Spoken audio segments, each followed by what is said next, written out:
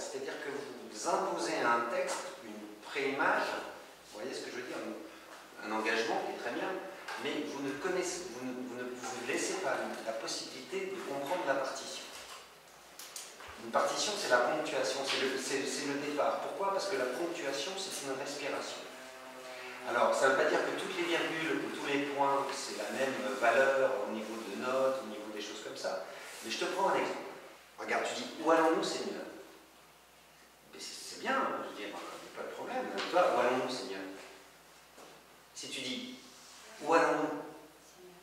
Seigneur, ça veut dire quand même que tu dis où allons-nous, il ne répond pas, c'est pas un point, c'est pas un truc, c'est où allons-nous, et c'est même pas une question, c'est où allons-nous? Il répond Seigneur. Tu vois, il y a une virgule. Tu vois, c'est pas la. Où allons-nous, Seigneur, c'est pas la même chose que où allons-nous, Seigneur?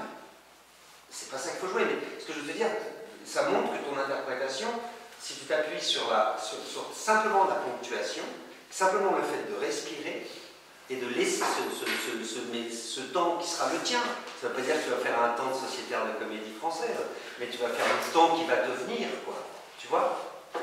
Et c'est juste que quand vous apprenez vos textes, apprenez-les avec la ponctuation. Quand on apprend un texte, on doit être capable de dire, ça c'est un bon exercice. Où allons-nous, virgule, Seigneur, point d'interrogation. Après je continue. Voici le lieu du monde le plus sauvage et le plus solitaire, virgule. Et rien n'y renonce, et rien n'y annonce la fête que vous m'avez promise, point.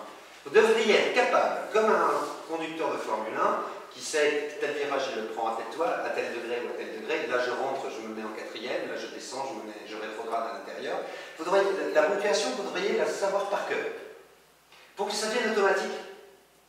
Tu vois? Et après, vous avez donc une respiration qui est à votre disposition, enfin une base. Et de cette base-là, vous construisez. Tu comprends? Alors, il faut que vous appreniez un truc. Au théâtre, on parle avant, on parle après, on ne pense pas pendant. Ça, c'est un exercice qu'il faut que vous compreniez. On pense avant, on discute de la scène. Quand on fait la scène, on la fait. On a un cerveau. Le cerveau, lui, il enregistre. Et après, on oublie. On oublie ce qu'on vous êtes. On oublie ce qui a été dit et on fait. Bien sûr, les choses restent. Elles s'inscrivent en vous. Et on fait et on est. Et on ne cherche pas à faire. On fait. On est. Même si on se plante. Vous comprenez là? Parce que à partir du moment où on fait parce qu'on veut faire, on s'entend, on s'écoute, on se juge, on ne s'oublie pas, on ne s'abandonne pas. Ok, allez-y.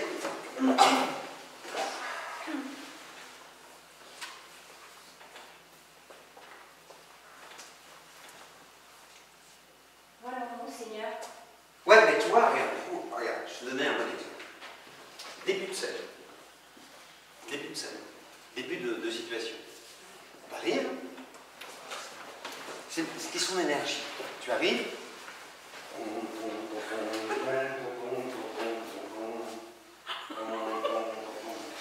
Seigneur.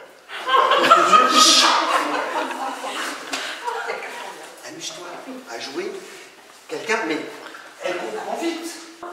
Et il t'a fait marcher comme ça, tout le long, où t'es ouais, salut poupée, ça va, tu fais un peu de kiff, ouais, etc.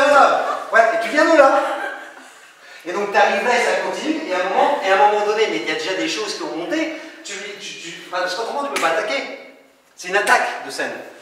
Il faut que tu viennes avec des choses qui se sont passées derrière. C'est ça la situation. Si tu découvres pas la situation, elle continue la situation. C'est pour que tu aies une attaque de scène. Maintenant tu vas t'amuser.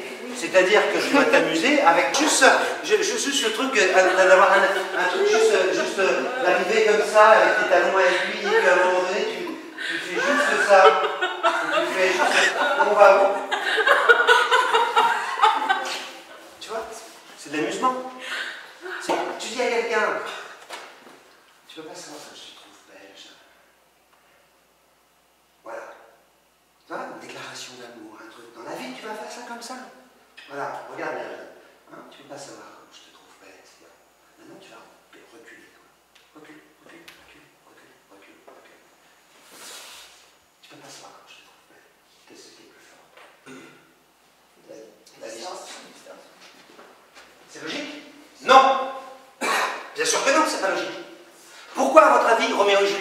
Shakespeare, il a mis Juliette en haut et Roméo en bas dans la scène du balcon. Oh Roméo, Roméo, mon beau Roméo.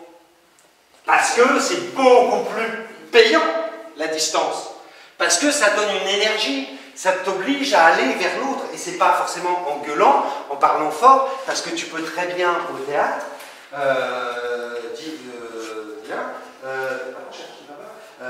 dire recule, tu gardes l'énergie comme si tu étais à côté et dire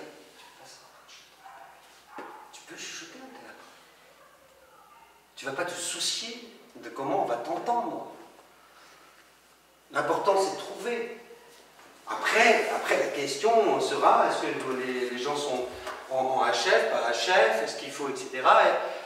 Après, après est-ce qu'il faut projeter, pas projeter, c'est encore différent, mais pour trouver ce qui vous anime, cherchez pas la forme.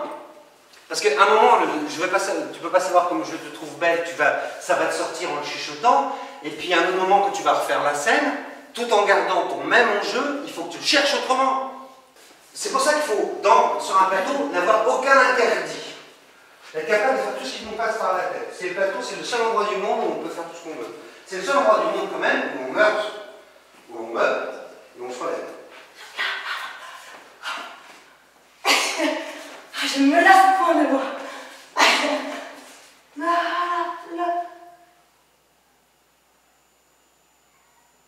Ouais, mais là, si tu un truc comme ça, si tu fais un truc comme ça, c'est mieux, mais tu te juges encore, tu te laisses pas aller, assez. Parce que qu'est-ce qu'elle découvre? Son corps, sa sensualité, son côté femme.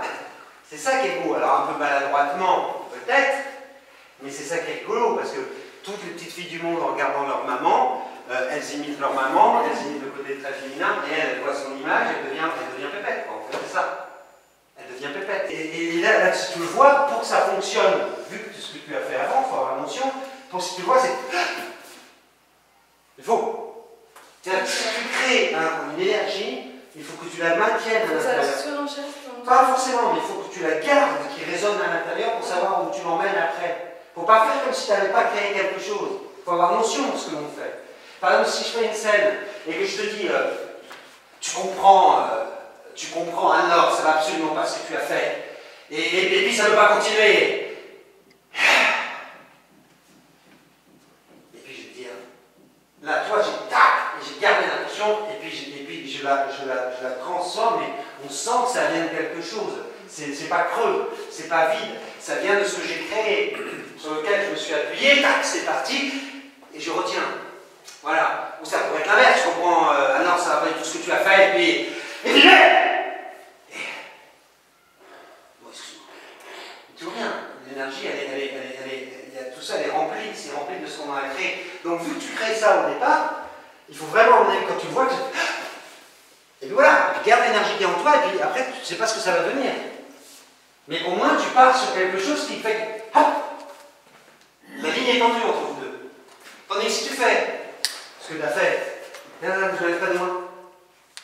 Tu vois la différence? Je me laisse... Je me... Pour commencer après... Dans la merde, tu t'es fatigué pour 3 minutes pour rien. Tandis que c'est... Et que lui, je sais pas, il fait un pas n'importe quoi...